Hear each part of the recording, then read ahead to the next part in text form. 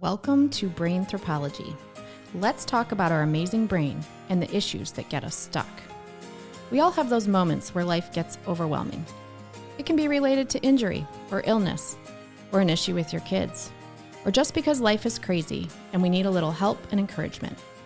Our team of therapists, expert guests, and clients are here to deep dive into the topics that matter most. We will share information with our listeners that encourages, educates, and empowers. This episode is brought to you by Galaxy Brain and Therapy Center, helping clients live their best lives by implementing strategies such as those discussed in this podcast. Galaxy Brain and Therapy Center is located in Ann Arbor, Michigan, serving southeastern Michigan for in-person and community-based services. Out-of-state virtual and teletherapy services available for OT, PT, speech, mental health, and mindfulness. Check out their website at galaxybraincenter.com. Welcome to Brainthropology. I'm your host, Jessica Smith, and today I am joined with two amazing speech-language pathologists, Sue Tucker and Annie Lauria. Today we will discuss therapy and strategies for someone with aphasia. Aphasia is the loss of ability to understand or express speech caused by brain damage. My guests today are both speech-language pathologists, like I said earlier, and we will learn from these two how they can help people with aphasia to communicate with others to live a meaningful life. Well, welcome, ladies. Thanks again for joining us. Thanks for having us. We like to start with a positive, so we're going to go ahead and start our show today with a positive. I'll start with mine. Mine are my two big furry dogs. Lately, I just have they both love giving hugs, and they're over 125 pounds. One is 150 pounds. So they're like big humans and almost like weight blankets for me. And I just love giving them hugs, and they love giving hugs. So that's my positive today. My fur babies. Annie, what's your positive today? Say my positive has been getting a little more into meditation again. I think I started doing some guided meditations during the pandemic and fell away from it a bit and have returned to it in this past week or so. And it just brings me such a great feeling of calm and that I can roll with whatever life throws at me after I've done that. So awesome. Yeah, Barb does some good meditations for us. She sure does. And Sue, what's your positive today? Well, you two ladies know me well enough to know that I love to go out to eat and try new restaurants, and I am just loving the Detroit restaurant scene. So I often go down with my husband and we go to our favorite restaurants or try something new, and really enjoying the city and how vibrant it is. Yeah, Sue's always our go-to for, hey, what do we need to go try in Detroit? We all always go to Sue. That's right. Sue is my empty nest goals. Yeah, absolutely. So can one of you, explain to us what aphasia is and the types of aphasia? So it was mentioned just a little bit briefly in the introduction. It is an acquired language disorder that makes it difficult to speak, understand, read, and write. So speech pathologists typically categorize aphasia into either a non-fluent or a fluent aphasia. And that is usually based on the area of the brain that's most affected by the brain disorder.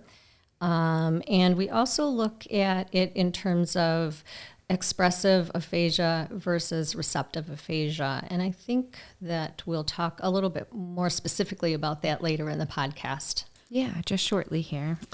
Yeah, and aphasia presents differently in every person. So it can range from very mild, so that if you're talking with someone with very mild aphasia, you might not even know that they have aphasia. I am thinking about this, a really incredible psychologist that I worked with a long time ago, and she had 2 different PhDs and was the most eloquent speaker, and she had a stroke, and she always felt aphasic. So she would say, I have aphasia, even though no one else could tell. But she knew it was hard for her. She knew it was more effortful.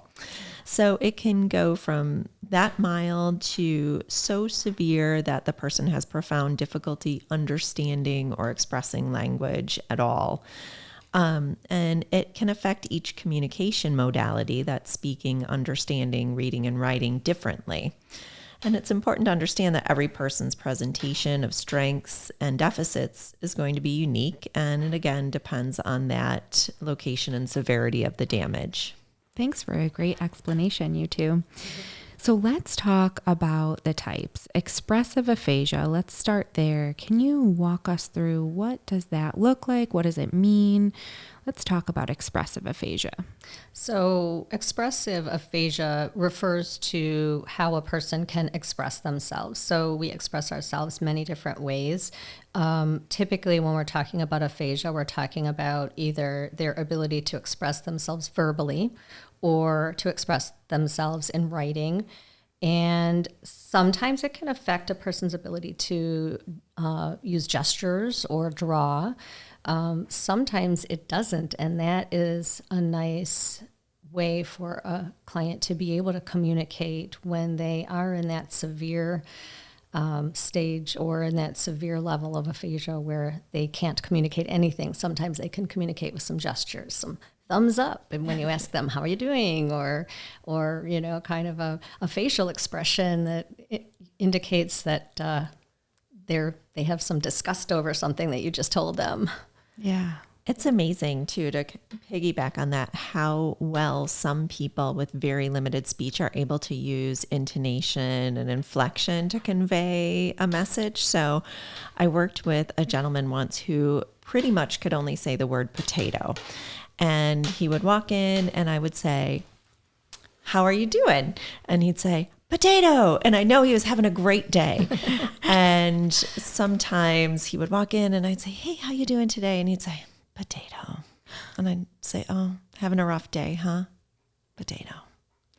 So it's really interesting how much you can convey through inflection and intonation. I love that. And when you think of like even kids as they start to talk, like I'm thinking of my 15-month-old, she doesn't say a ton of words, but she communicates, that's for sure. Right. And just kind of by that inflection, or she might only say, but it's like, you know, and it's like, oh, okay, I know she wants that like really bad. And really she's, having a hard time having some patience with that. But it really is interesting. So I love that potato story. I'm going to think of potato. So, and as Sue mentioned earlier, there's two general types of aphasia. There's fluent aphasia and non-fluent aphasia.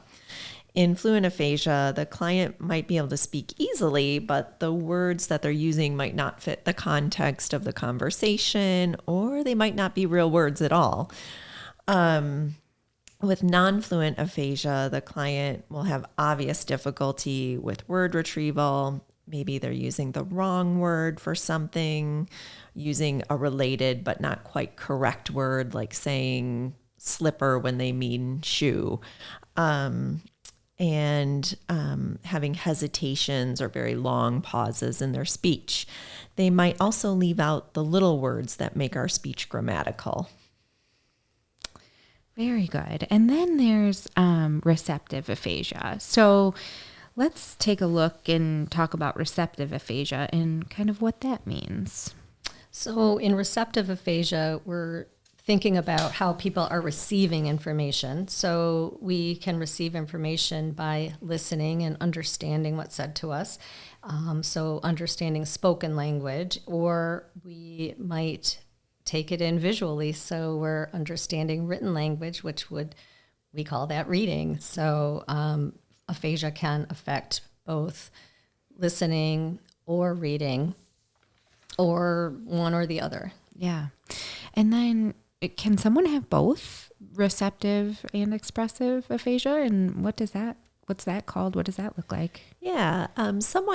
It's quite common even for people who seem to have pretty good understanding. If you do a deep dive, you'll find that there are some spots in that understanding that might be a little fuzzy. But when someone has severe expressive and receptive language deficits, that's referred to as global aphasia. And that's really the most severe type of aphasia, with the individual having profound difficulty with both that understanding and the expression. There is still hope for people with global aphasia. There are things that can be done to improve their ability to communicate and convey the things that they want to convey and to help them understand.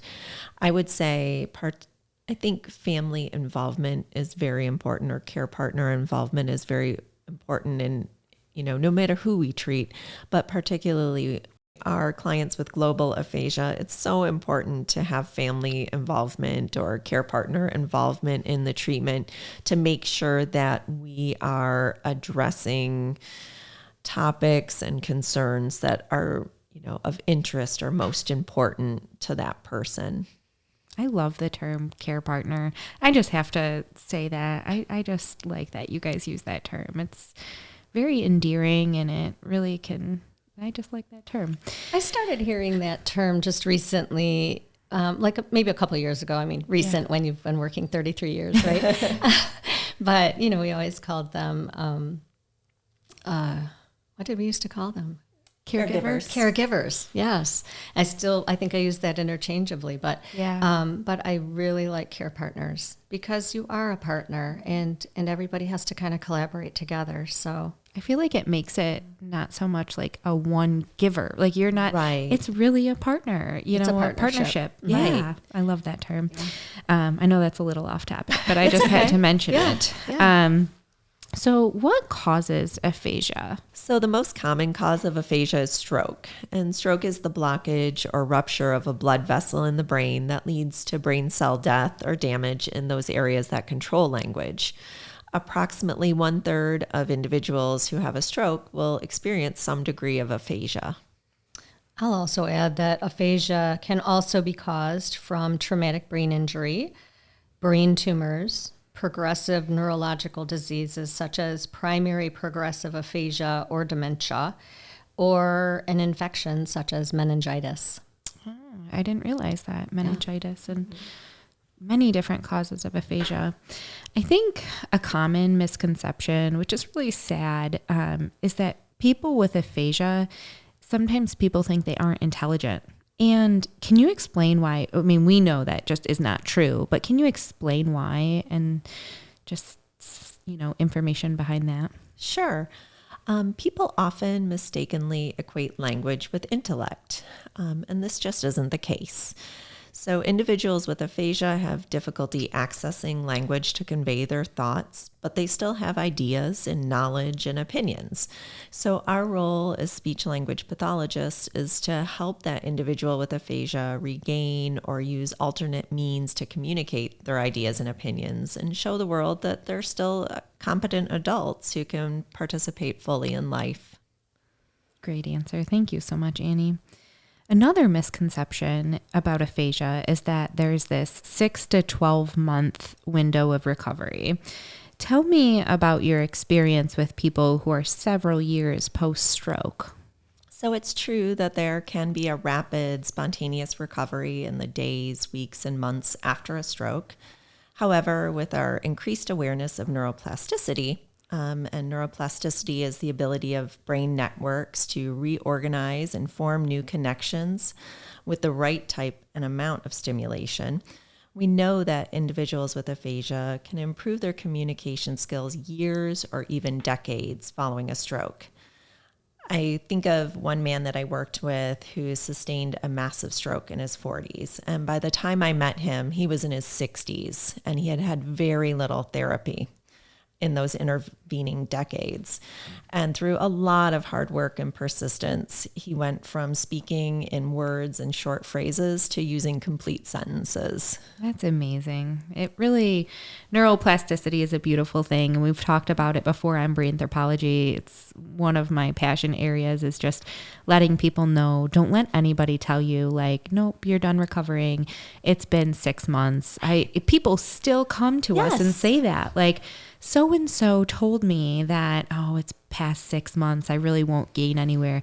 I'm at my maximum potential. And I'm like, I would never let anyone tell me I'm at my maximum potential of learning. Can you still learn stuff? Then that means you can still recover. I think that's a great thing to say, and a great way to explain it. Yeah. Annie, one of your passions also is intensive aphasia programs, and you ran one at Galaxy this summer and had really great success with that. Yes, it was really exciting. We had it was a mini intensive, so it wasn't quite as intense as a true intensive comprehensive aphasia program would be, but we had 2 participants, and we were able to offer 3 hours a day of group and individual therapy. And both participants made really nice gains in not only their standardized test scores, but also just their day-to-day functioning. What improvement in quality of life too. And you got to mentor a couple of students doing that, didn't you? And that's another passion of mine. So I love, my goal is always to make every student that I work with want to work with the adult neurogenic population. I'm always so disappointed when they choose children. Well, we do love the area that we work in, that's for sure. True. All Galaxy therapists, I feel like, have this passion about them. So what do you do as a therapist in your sessions for expressive aphasia? First of all, we have discussions with the client and care partners to find out how aphasia is impacting their day-to-day functioning, and we find out what their goals are. Everybody's goals are different. It's amazing. You can have someone who struggles so much to speak, and you think, oh, well, they want to work on verbal expression. And their goal is they want to be able to read the headlines in the newspaper or, whatever. Everybody's just very different. So we always make sure we get to the bottom of what their particular goals are. And then we do a comprehensive evaluation so that we can really get an idea of what a person's strengths are, what their weaknesses are. And that helps lead us to what interventions would be most effective in helping meet their goals and improve their functioning. So there are many evidence-based treatment techniques that we can use with our clients. It's kind of like that bag of tricks, or we sometimes call it a toolbox. And we try all different kinds of things to find out how can we get them meeting these goals that they have. Yeah. I remember you touched on a point. In OT school, we learned meaningful and purposeful. And something can be purposeful, learning how to express oneself is purposeful for sure. But like you said, it has to be meaningful to the client too. Sure. And so it has to really touch both of those, meaningful and purposeful. So I love that, just because it's something that stands out to us as a therapist doesn't mean that that's the client's number one priority. Right. So if you could give 1 or 2 strategies to help someone with expressive aphasia, what would they be? So, I usually suggest that clients use multiple methods to communicate their ideas. So that sometimes is difficult. Some people come in and they just want to speak. And I try to get them sometimes to a place where it's more about the ability to communicate, because sometimes speaking is so difficult and not working, and we just want them to communicate in any means possible. So that might mean gestures, that might mean using some sort of a system. So we often will try to develop some systems. We call them augmentative and alternate communication techniques, or AAC. Those can be low-tech things. I had a client who came to me and was talking about going to eat in restaurants, and he had communicated to me. Actually, he communicated that he had gone to the dentist, and he really had quite a bit of difficulty communicating at that point. And I asked him, how did that go? And he said, And then I said, would you want to have some system for when you go to appointments so that you could communicate more easily? And surprisingly, he was like, no. And then he communicated to me that what he'd really like is to be able to order his own food at some of the area restaurants he goes to. So we started there, and we, talked back and forth, and using these multiple modalities of him kind of writing partial words and trying to say things, we came up with the foods that he liked to eat at the different restaurants, and we made little cards for each one and put them on a little ring. Very low tech, but he came back to me and he thumbs up, good. That worked so well for him. So that was kind of an example of a low tech alternative system.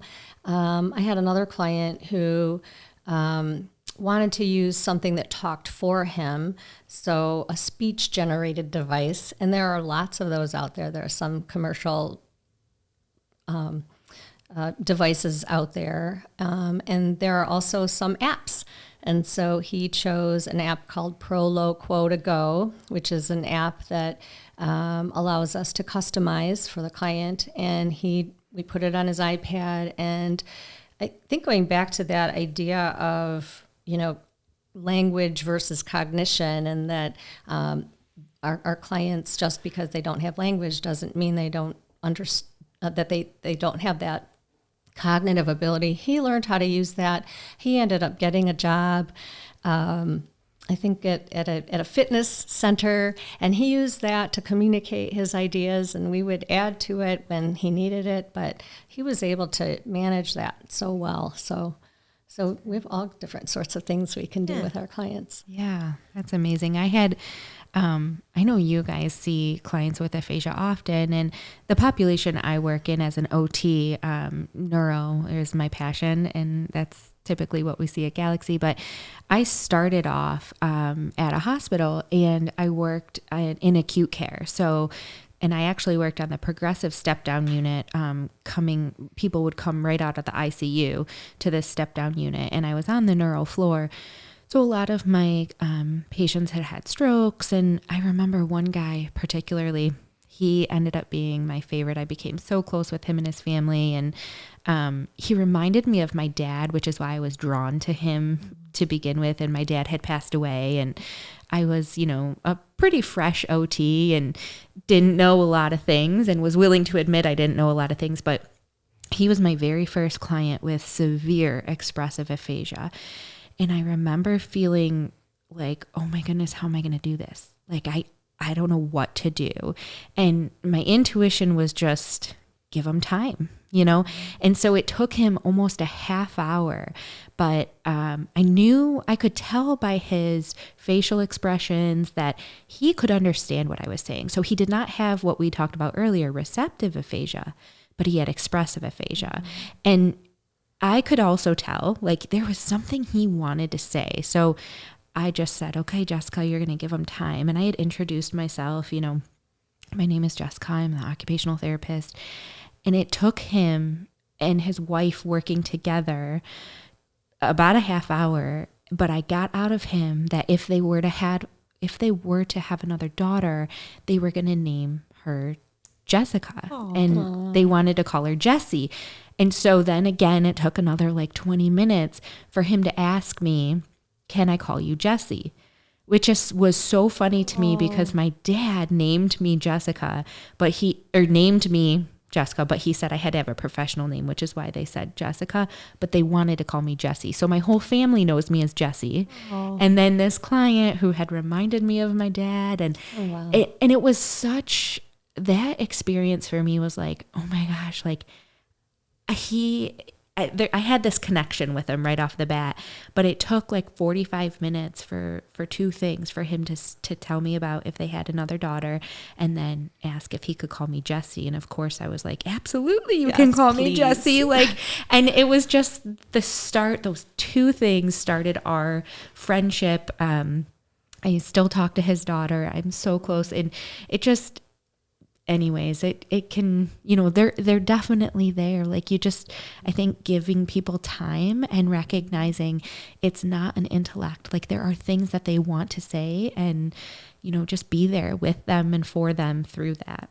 Yes. It doesn't surprise me that you were that patient with that person, because you are such a patient person, and he was lucky to have you to give him that time. Yeah. Because it's sometimes very hard to wait. It is. It can be awkward to wait, but I think we all have a hard time sometimes, like waiting in that awkward moment, but give it time. Mm-hmm. Yeah. Okay. So now let's talk about receptive aphasia. What do you do as a therapist in your session for receptive aphasia? There are lots of different things we can do. And it kind of depends on the severity of the listening comprehension or auditory comprehension problem. But I might describe an item and have a person identify a picture representing that item. I often like to use pictures of family members and things, especially with someone who might have more severe difficulties. So, showing a picture of a family member and two family members, and having them choose the family member that I'm asking about, or something like that. Sometimes it's sentence level or paragraph level, or a whole story that they have to listen to. And I want them to understand concepts or ideas about it. So usually I try to pick, again, topics that are of interest to them. Very good. Yeah, and just to piggyback on that, it's just like Sue said, it's always important to use that material that's of interest to the client, so meaningful as well as purposeful, as you said, Jess. So for example, if we're working on being able to understand and accurately respond to yes or no questions, I develop questions related to the client's family or work or hobbies, rather than pulling a random list out of a workbook. So if you could give one or two strategies that help someone with receptive aphasia, what would they be?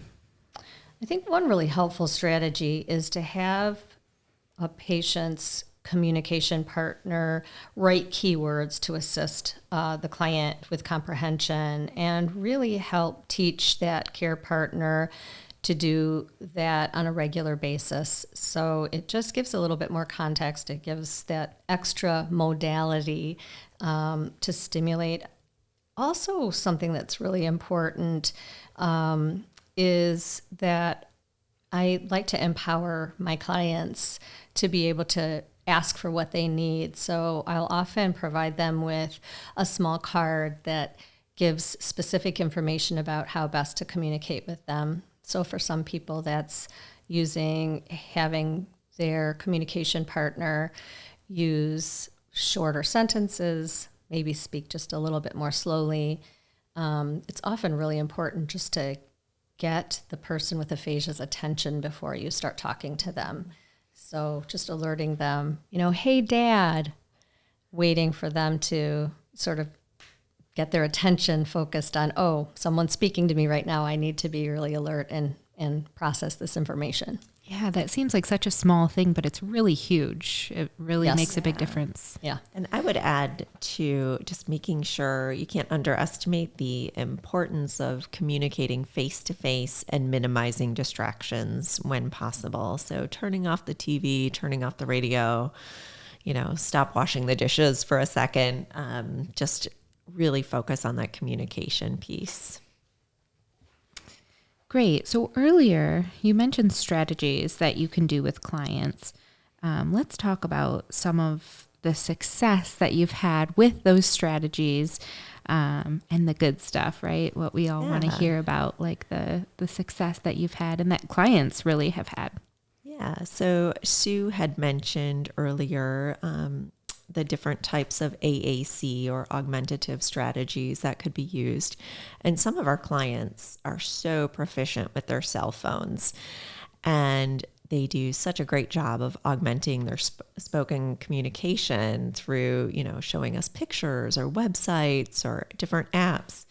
And I once had a client that was almost nonverbal. He was a young man, but he was great at navigating his cell phone and different website content.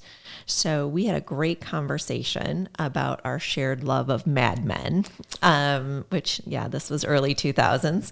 And he used his phone to tell me about his favorite characters and why he liked them and who he thought he was most like on that show, with very little speech. I love that. I do love that.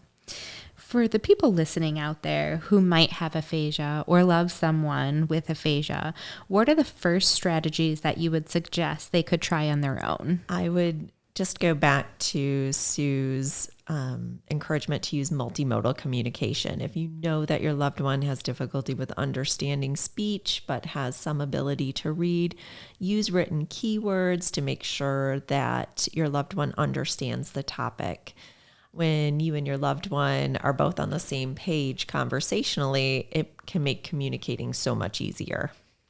I think, too, just really keying in on facial expressions, and you can figure out a lot about someone's feelings about a certain topic just by, kind of watching what they're doing or how they're acting. I have a client that I've had in the past who couldn't say much, but at the end of a session, he would take my hand very gingerly and he would kiss my hand and he would give me such a sweet look. And that was his way of saying thank you. Mm-hmm.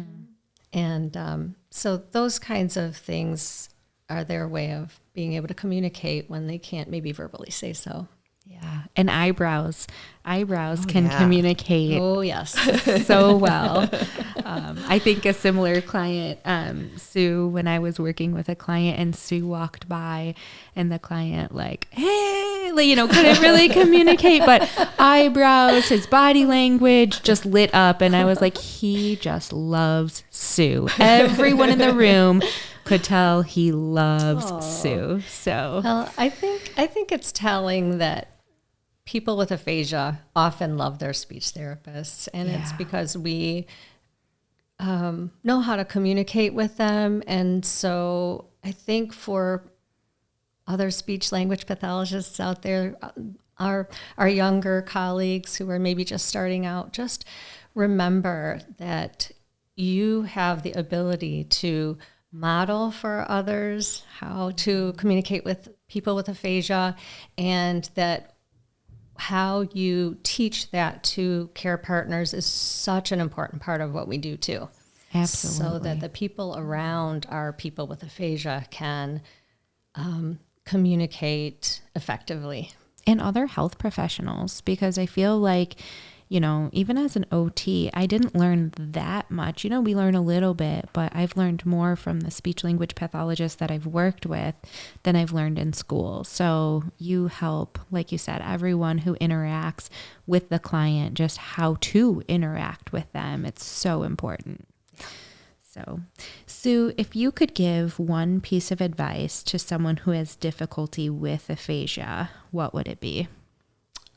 For me, it is, and I think I've said this before, so I don't want to sound like a broken record, but use any means possible to communicate. So I do this a lot with my clients. If they're trying to tell me something and I kind of finally figure it out, I'll grab their phone and I'll show them, this is where you could have found that, and it would have come so much faster.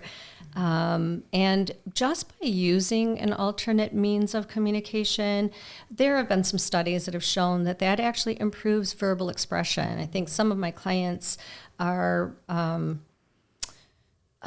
not sure they want to use any other means. They want to talk. And so showing them that using these strategies can lead to better speaking. That's a great, a great point. And sometimes people tend to, visualize like a physical disability easier than what we refer to and call as an invisible disability. But just because, to go to your point, just because someone wants to walk doesn't mean they shouldn't use a walker or a wheelchair. There's appropriate situations, and actually that a walker can help them walk. So just like you mentioned, a device or using something else to communicate in the meantime will actually help that person eventually verbally communicate. Is that right? Yes. Yeah. Yes.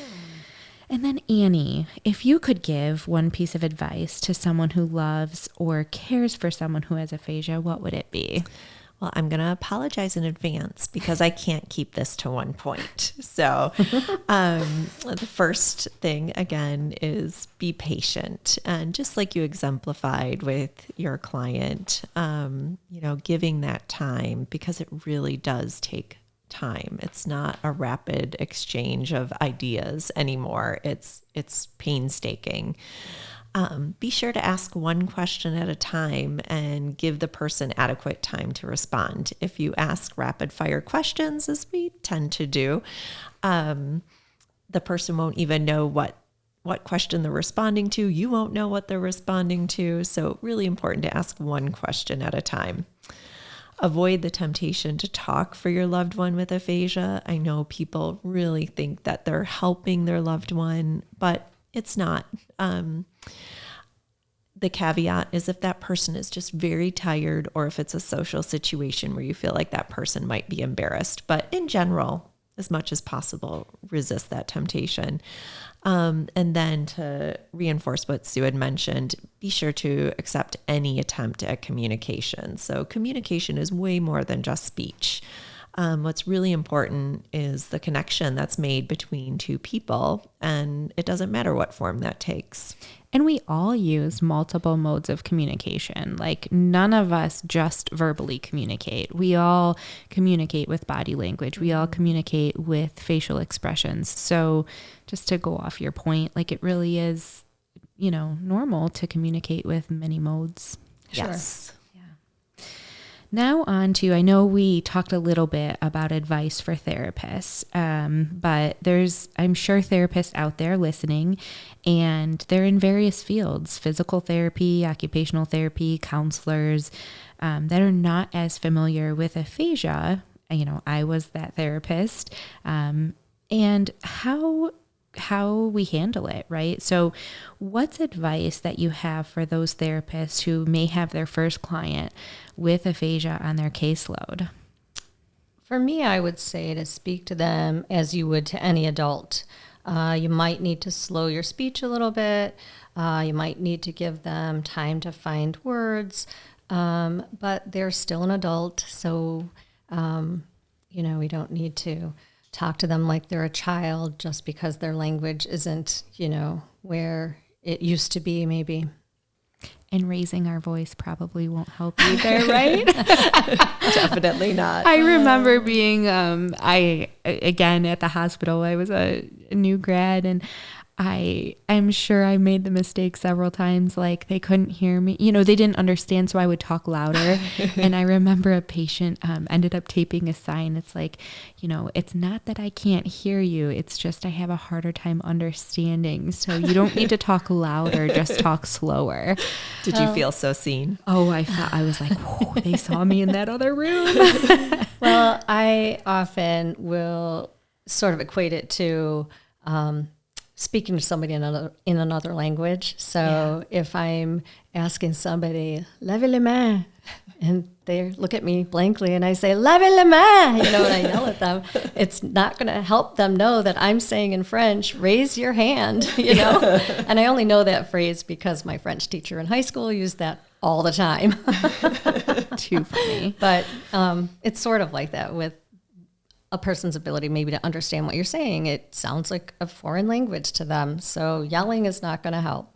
Slowing sometimes might help if you know a little bit about the language, right? So you might get the hand part and you're like, oh, I got to do something with my hand, So that does help. That's a really good processing. example. Yeah. I love that. And I would often encourage, some people feel like talking more slowly, feels very contrived. So instead of really thinking about saying each word more slowly, I always encourage caregivers or other professionals working with someone with aphasia to think about pausing at those natural phrase or sentence boundaries. So where you would put a comma or a period, take a little pause, give the person some time to process what you've just said. And I do think that when someone is living with a communication disorder, especially a severe one, communication gets reduced so often to just wants and needs, and it's transactional. And all the pleasure that we find in communicating with people and bantering, and that's taken out of so many people's lives with aphasia. And so I'd want any professional working with someone with aphasia to remember that these people have opinions and thoughts and ideas and things they're passionate about, and most importantly, maybe senses of humor. I think humor gets really lost when we're just trying to get what do you want to tell me? How do I make you understand what I want you to understand? And we forget about humor, and it's just such a powerful tool for connecting with somebody and for gaining trust and that compatibility with someone that you're working with. So I would say always try to, figure out what is this person's sense of humor and go there if you're so inclined. I'm always so inclined to go there. Even if you know that that person has difficulty understanding or expressing themselves, be sure to always direct your questions and comments to them and not their care partner. If the client is having difficulty understanding or expressing themselves, when I'm in a session with them, I always ask clients directly, is it okay if I help so-and-so help us fill in the blanks a little bit? I always get that permission and let them know that they're helping us, not that they're just helping them convey what they need to convey. That's such great advice. I love that about the sense of humor. When I was a young clinician, I happened to be on the other wall from a much more experienced speech pathologist than I was, and her client and she were laughing and carrying on, and they were having a ball. And it was such an eye-opener for me. It was such a good lesson at such a young age for me to learn about how important it is just to laugh and have fun. And I often tell my young clinicians, it's not always the what of what you do in therapy, but it's the how. So it is that, developing these connections and these relationships and really getting to know your client and what makes them tick. Yeah.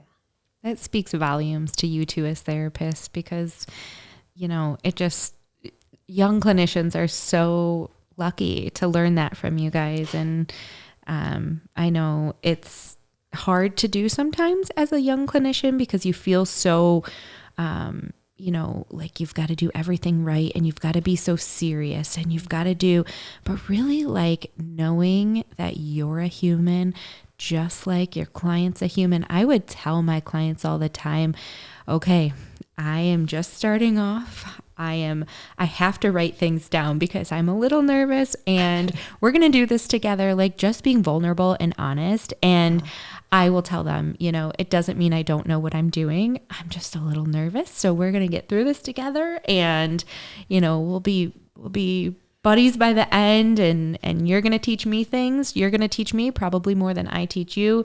But we'll get through it. So it just, I don't think that vulnerability ever leaves as a, again, 33 years as a speech language pathologist. I was just talking with some students at a class from Eastern. I was helping out a professor, and one of the things that the clinical fellow had told the clinicians, these clinicians in training, was that she has to do a lot of, like, there are people coming to her and she's never seen a patient like that before, and she has to do a lot of research and talking with colleagues, and And I said, I hate to tell you all this, but that still happens. There are plenty of times when I get a client and I think, I've never seen this before. And I have to talk to other professionals and I have to go searching for research. So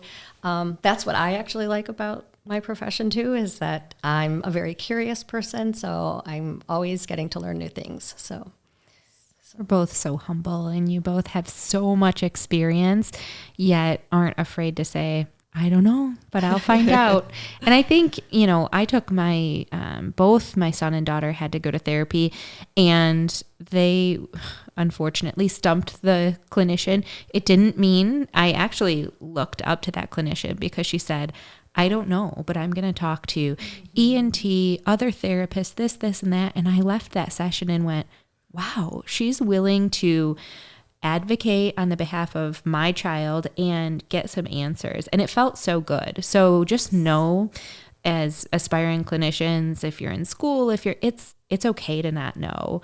And it's better to say, I don't know, but I will find out, than I know everyone loves to say, like, fake it till you make it, but really just say, I don't know, but I am willing to find out for you. Yes. And that goes a long way in building rapport. Right. It really does. Yeah. Thank you, ladies, so much again for your time, your knowledge, your expertise. We've enjoyed having you. I know our listeners have learned so much from you, and we're really appreciative of your time. I want to end with our saying that we always end with, which is, be courageous and move forward in your day with hope, joy, and purpose. While we love what we do and are as passionate as they come, the information on this podcast and discussion is for educational purposes only and should not replace professional medical advice. Please consult your own healthcare provider if you are seeking medical advice, diagnoses, or treatment for you or anyone else. We do our very best to provide correct information, but please understand science and medicine is ever-changing. We welcome feedback, comments, suggestions, or correction of errors. This disclaimer applies to any guest or contributors to the podcast or blog.